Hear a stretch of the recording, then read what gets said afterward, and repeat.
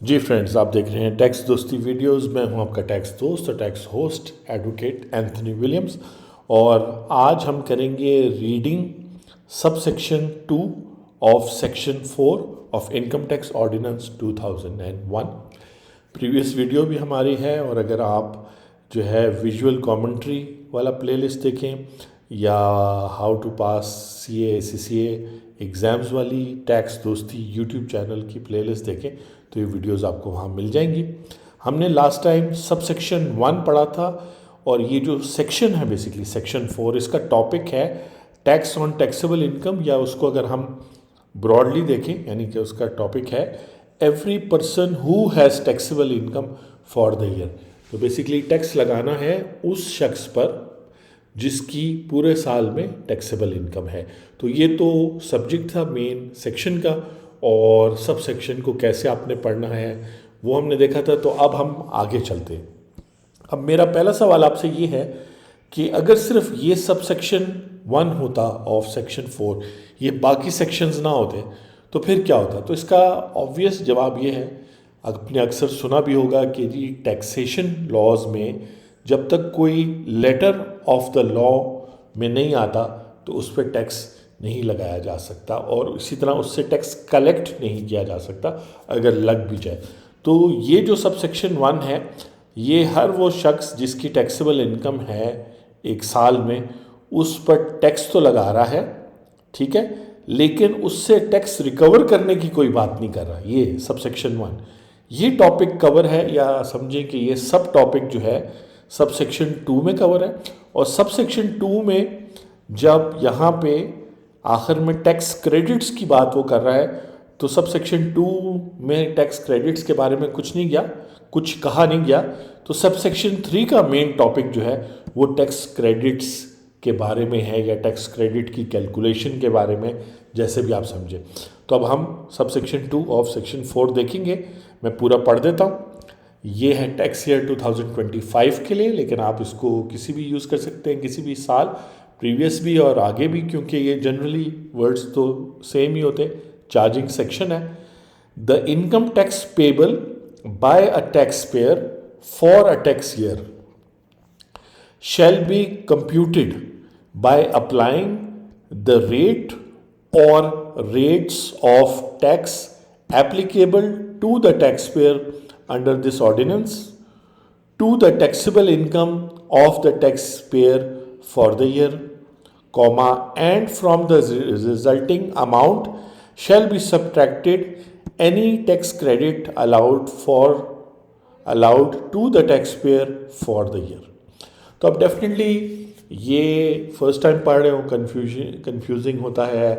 वैसे रूटीन में आप पढ़े, एग्ज़ाम्स के लिए तैयारी कर रहे हैं, कोई केस की तैयारी कर रहे हैं, तो मुश्किल होता है।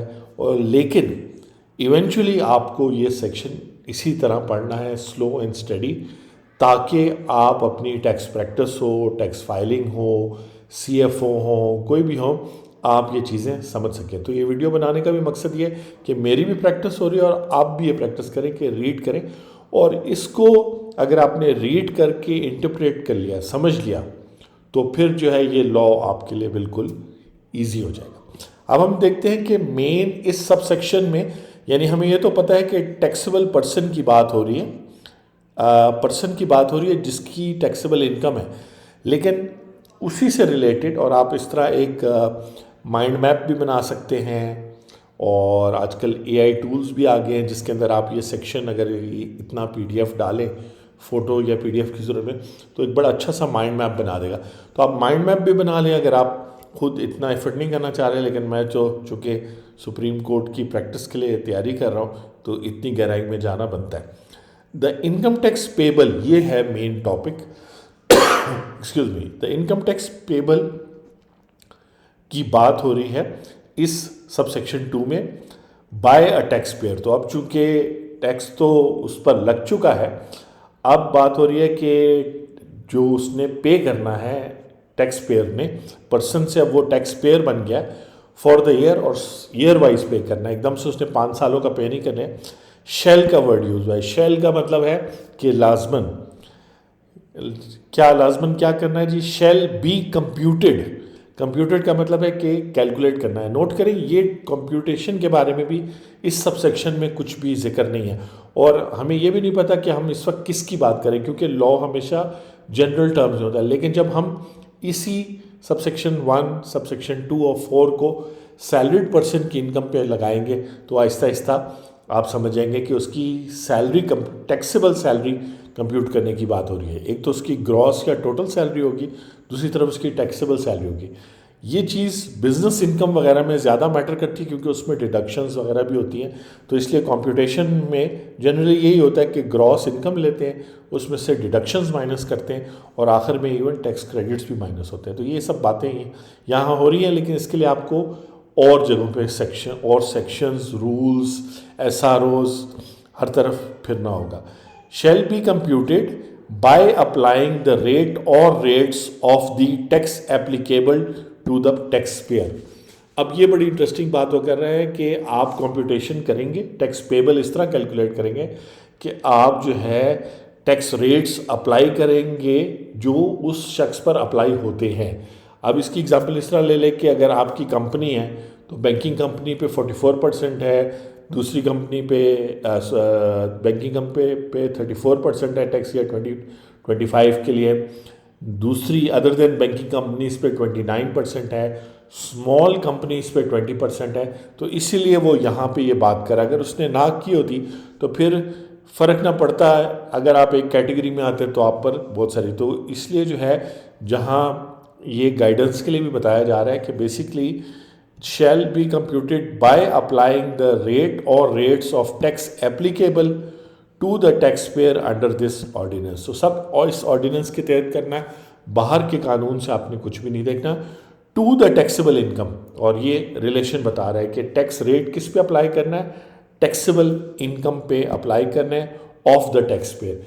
ये भी नहीं कि किसी और की टैक्सेबल इनकम पे टैक्स पेयर का रेट लगा के टैक्स पेबल टैक्स पेयर के लिए कैलकुलेट करना है। अगर आप नहीं समझे तो मैं ये कह रहा हूँ कि खाना जो है किसी और की प्लेट से ले के अपनी प्लेट में डाल के जो है फिर खाना आप देग में से खाना शुरू कर दें, या बर्तन में से जिस खाने के बर्तन में से खाना शुरू कर दो। तो इस तरह नहीं, जिसका खाना है उसकी प्लेट में डलेगा वही खाएगा, उसी हिसाब से होगा। ठीक है जी। तो ये कह रहा है to the taxable income of the tax payer for the year and from the resulting amount, ये जो टैक्स पेबल कैलकुलेट होगा, shall be subtracted tax credits. तो यहाँ से बात शुरू हो गई है कि टैक्स क्रेडिट जो है वो टैक्स पेबल यानी टैक्स लाइबिलिटी से माइनस करना है। मैंने पहले भी कहा था, दोबारा भी कहूँगा कि अगर आप टैक्स लॉ में यानी इनकम टैक्स या किसी भी टैक्सेशन लॉ में स्पेशलाइज करना चाहते हैं तो आपकी कम से कम MBA लेवल की अकाउंटिंग एंड फाइनेंस की नॉलेज और वोकेबलरी होनी चाहिए। तो इसीलिए जिन लोगों ने CA में, ACCA में, ICMA में अकाउंटिंग वगैरह पढ़ा है तो वो सफिशेंट है।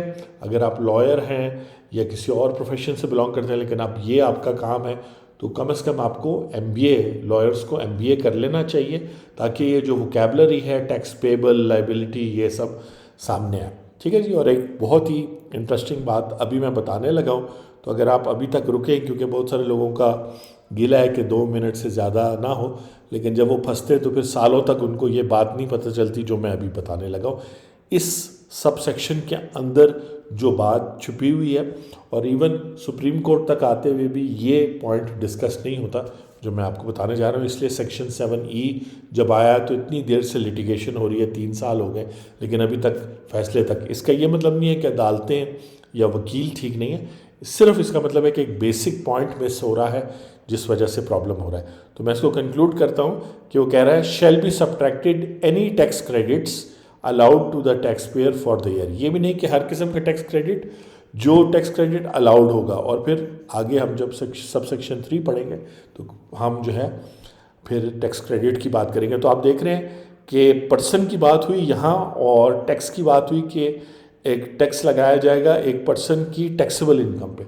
अब उस टैक्सेबल इनकम के नतीजे में जो टैक्स पेबल होगा वो इस तरह कैलकुलेट होगा कि आप उस टैक्स पेयर पे जो रेट लगना है, और आपने ये सारे सेक्शंस मिल के पढ़ने और इन सेक्शंस को और सेक्शंस और सब सेक्शंस के साथ भी मिला के पढ़ाना है। आइडियली तो अगर आप फर्स्ट ईयर लॉ में हैं या अपना सीए में हैं, आप अभी से इनके माइंड मैप्स और डायग्राम्स बनाना शुरू कर दें उनको प्रॉपरली डिजिटल फॉर्म में या पेपर फॉर्म में, तो आप बहुत आगे निकल जाएंगे जब तक आप प्रैक्टिस तक पहुंचेंगे या आपकी नॉलेज, अगर आप एक कानून के लिए कर लेंगे तो बहुत सारे लॉज के लिए कर सकेंगे। अब वो बात मैं बताने लगा हूँ कि यहाँ पर वो बेसिक फार्मूला, क्योंकि इसको कहते हैं चार्जिंग सेक्शन, यानी ये सेक्शन चार्जिंग सेक्शन है। चार्जिंग का मतलब है कि ये वो सेक्शन है जो एक्चुअली टैक्स लगा रहा है टैक्सेबल इनकम पे किसी पर्सन की। तो 4 इंग्रेडिएंट्स ज़रूरी होते हैं चार्जिंग सेक्शन में, वो चारों यहाँ नज़र आ रहे हैं। एक तो टैक्स रेट्स जो है ना उस सेक्शन में मेंशन होने चाहिए, तो यहाँ टैक्स रेट्स का बार बार जिक्र हो रहा है, लास्ट सेक्शन में भी फर्स्ट शेड्यूल का जिक्र हुआ था। तो टैक्स रेट्स यहाँ देना ज़रूरी नहीं है, लेकिन उनका जिक्र करना ज़रूरी है। तो कंप्यूट आप कैसे करेंगे? बाय अप्लाइंग द रेट और rates of tax applicable to the tax payer. तो टैक्स रेट्स ज़रूरी है, पर्सन ज़रूरी है, यानी कि कोई पर्सन क्लियरली आइडेंटिफाइड हो। तो यहाँ टैक्स पेयर का जिक्र है जो बेसिकली पर्सन है, वो कंपनी भी हो सकती है, इंडिविजुअल भी हो सकती है, वो सैलरीड भी हो सकता है, बिजनेस भी हो सकता है। लेकिन दूसरी इंग्रेडिएंट जो है, एक तो टैक्स रेट, दूसरा टैक्सेबल पर्सन, तीसरा टैक्सेबल बेस। टैक्सेबल बेस का मतलब होता है कि किस चीज़ पे रेट अप्लाई किया जाएगा। तो यहाँ अगर आप बारीकी से पढ़े तो कह रहे हैं कि अप्लाइंग द रेट और rates to the taxable income.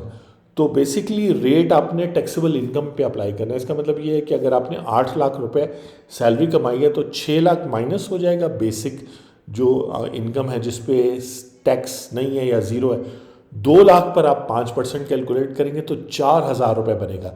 तो ये जो 5% अप्लाई किया आपने, ये टैक्स रेट या रेट्स को रिप्रेजेंट कर रहा है। वो जो 8 लाख में से 2 लाख की अमाउंट है उसको टैक्स बेस कहते हैं, BASC, और वो टैक्सेबल इनकम को रिप्रेजेंट करें, यानी टैक्सेबल इनकम जो है वो उसको टेक्निकली टैक्स बेस कहते हैं जिसके ऊपर रेट अप्लाई किया जाता है। और टैक्सेबल पर्सन इस मेरी एग्जांपल में सैलरीड पर्सन है, इसलिए सैलरीड के रेट फ़र्क होते हैं, नॉन सैलरीड के वो फ़र्क होते हैं। तो बेसिकली रेट्स आ गया आपके पास, टैक्सेबल पर्सन आ गया और टैक्सेबल बेस आ गई, ठीक है ना जी। तो ये चीज़ें आपने जो है क्या कहते हैं कर ली। और एक आखिरी चीज़ रहेगी जो मिस हो जाती है, उसकी वजह ये है कि वो ये चीज़ें तो अपनी अपनी जगह ना, रेट्स हो गए, पर्सन हो गया और टैक्सेबल इनकम, ये तीनों चीज़ें तो नज़र आ रही हैं। इन तीनों चीज़ों को एक एक्टिविटी कनेक्ट करिए जिसको इकोनॉमिक्स में तो इकोनॉमिक एक्टिविटी कहते हैं, लेकिन टैक्सेशन लॉज में और ख़ास तौर पे जिन लोगों ने सेल्स टैक्स और सर्विस टैक्स जैसे पंजाब में PRA, सिंध में वगैरह है, उसको अच्छी तरह समझना है, तो उन्होंने टैक्सेबल इवेंट को समझना है कि जब तक टैक्सेबल इवेंट नहीं होगा उस वक्त तक कोई भी टैक्सेबल पर्सन टैक्स रेट के मुताबिक टैक्स बेस पर टैक्स नहीं देगा। टैक्सेबल एक्टिविटी क्या होती है नॉर्मली? वो होती है अर्निंग ऑफ इनकम। तो यहाँ चूँकि पहले सब सेक्शन 1 में ये बात हो चुकी है कि एक शख्स जो टैक्सेबल इवेंट कर रहा है यानी इनकम कमा रहा है, क्योंकि अगर किसी के पास इनकम आई है किसी पर्सन के पास, यानी आपने पूरा महीना काम किया या पूरा साल काम किया है तो आपको हर महीने तनख्वाह मिली है, वो भी 50,000 से ज़्यादा पर मंथ, तो टैक्सेबल एक्टिविटी हुई है और फिर उसके ऊपर टैक्स रेट लगा है, टैक्स बेस बनी है तनख्वाह और आपकी कैटेगरी बनी है सैलरी की। बिज़नेस को भी इसी तरह कैलकुलेट करते हैं, कैपिटल गेंस को भी ऐसे कैलकुलेट करते हैं। बहुत लंबी बात हो जाएगी, इसलिए मैं यहाँ पे कंक्लूड करूँगा कि ये रीडिंग में शायद आपने कभी ना रीड किया हो या 100 दफ़ा रीड किया हो, लेकिन यहाँ वो गोल्डन फार्मूला लिखा हुआ है जिसको अगर यहाँ ना लिखते तो कोई शख्स भी पाकिस्तान में टैक्स देता नहीं। सब लोग चैलेंज करते कि जी सब सेक्शन 2 तो है ही नहीं, या कम से कम वो कहते हैं कि जी ना तो टैक्स रेट्स का जिक्र है और ना ही उन टैक्स रेट्स को टैक्स पेयर यानी पर्सन के साथ जोड़ा गया है, ना ही उस टैक्स पर्सन को टैक्सेबल इनकम यानी टैक्स बेस के साथ जोड़ा गया। यानी किसी भी चीज़ जैसे घर होता है उससे किराया आता है तो वहाँ वो टैक्स बेस बन गया, घर टैक्सेबल इनकम है। और ना ही यहाँ पे या ऊपर कहीं टैक्सेबल इवेंट का जिक्र है। तो टैक्सेबल इवेंट ऊपर जिक्र है और इसके अंदर भी जिक्र है, मैं जल्दी से पढ़ देता हूँ। Income tax payable by tax payer for a tax year shall be computed by applying the rate or rates of tax applicable to the taxpayer under this ordinance to the taxable income of the taxpayer for the year। और देखिए ये फिर comma कर दिया गया, यानी कि ये पूरा एक फ्रेज है और इसी में टैक्सेबल इवेंट भी इसी के अंदर है, टैक्स बेस तो यहाँ नज़र आ रहा है, टैक्स रेट यहाँ नज़र आ रहे हैं और टैक्सेबल पर्सन यहाँ नज़र आ रहे हैं। और मुख्तलिफ जैसे यूई का कानून है उसको या वहाँ पे थोड़ा सा डिफरेंटली बताया गया, यूएस में डिफरेंटली बताया गया। और फिर टैक्स क्रेडिट की बात है कि जो टैक्स पेबल आएगा उसमें से टैक्स क्रेडिट माइनस होगा। एक छोटा सा फंडामेंटल सवाल आपके पास छोड़े जा रहा हूँ कि यहाँ तो हम समझ गए कि हमने टैक्स रेट्स अप्लाई करने हैं टैक्स पेयर पर उसकी टैक्सेबल इनकम पे, ठीक है ना, फॉर द ईयर। लेकिन ये यहाँ कहीं नहीं लिखा हुआ कम से कम सब सेक्शन 2 में कि वो सपोज़ करें कि उसकी इनकम थी 8 लाख और जब साल शुरू हुआ जुलाई में तो 5% टैक्स था। और ऐसा हुआ भी है पाकिस्तान में भी पिछले दिनों, ये जो टैक्स अमेंडमेंट लॉज आते हैं या मिनी बजट आते हैं उससे टैक्स रेट चेंज हो जाते हैं। तो क्या टैक्स पेयर साल के शुरू में 1 जुलाई को जो टैक्स रेट है वो अपनी टैक्सेबल इनकम पे लगाएगा जब पूरा साल ख़त्म हो जाए, या आखिरी दिन पे लगाएगा तो वो ख़त्म जब 30 जून वाला टैक्स रेट यूज़ करेगा, बशर्ते कि टैक्स रेट चेंज होगा। चेंज नहीं हो फिर तो ये सवाल रेज नहीं होगा। तो इस पे अदालतों ने बड़े अच्छे फैसले भी दिए और आपकी नॉलेज में होगा, और अगर नहीं है तो इंडिया ने अपने टैक्स लॉज को स्ट्रीमलाइन कर लिया है और उन्होंने पहले अपने सर्विस और गुड्स एंड सर्विसेज का कानून ठीक किया 5-10 साल से पहले, और अब उन्होंने income tax law, wealth tax और मनी लॉन्ड्रिंग के कवानीन को कंसोलिडेट करके डायरेक्ट टैक्स कोड 2025 के नाम से अभी अपनी असेंबली में बिल पेश किया है जो अगले साल से लग जाएगा, जिसमें इनकम टैक्स वगैरह लगेगा।